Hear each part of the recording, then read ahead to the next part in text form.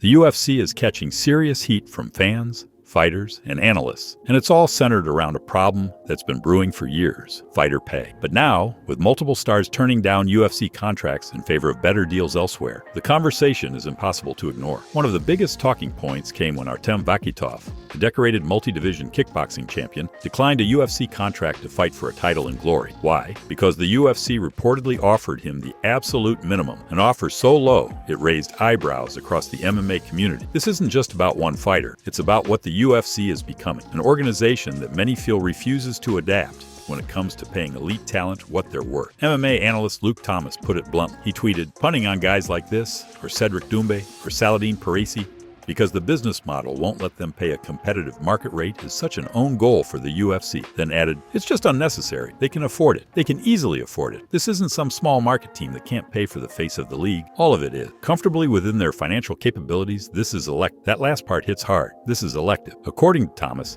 this isn't about financial limitations. It's about priorities. The UFC could sign these stars. They're just choosing not to, and he's not alone in that frustration. UFC veteran Zach Palga reacted to Vakitov turning down the UFC's minimum offer by pointing the finger right back at the fan. He wrote, "If you complain about fighter pay, I hope you buy the pay-per-view. This guy is doing what you say everyone should do." It's a fair point. The MMA world constantly demands better treatment for fighters. But when someone like Vakitov actually takes a stand by walking away from the UFC, will fans support him financially? That question led to even more responses. One fan broke down the numbers, saying, "A reminder that UFC is the only sports league SL promotion in the world that pays only 17% of all of its revenue to their fighter. That's why the UFC is in a constant downfall." Now, obviously, they meant to say 17%, not 177%, but the message still lands. The UFC, despite generating massive revenue, continues to give fighters one of the smallest slices of the pie in all of sports. Another fan jumped in with a sarcastic take, "Can't believe a multi-division kickboxing champ didn't want to make 10 grand twice a year." And another added, "This company is pathetic. The fact that he even had to go on Dana White's Contender Series is absurd. He's a champion in a major kickboxing organization. Why wouldn't you at least match his wages?" For fans,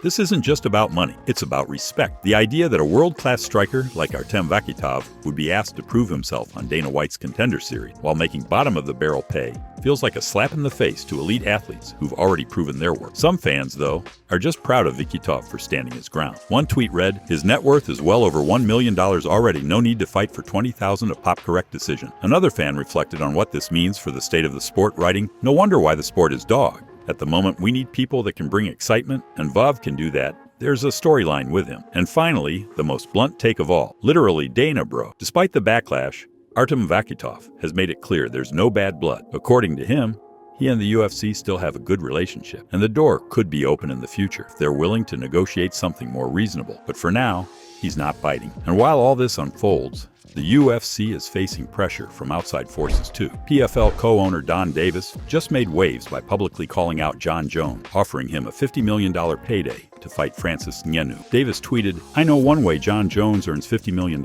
Fight Francis Ngannou to decide the true MMA heavyweight champion and the real P4P #1. That would be the fight of the decade for MMA fans." That tweet didn't just stir the pot.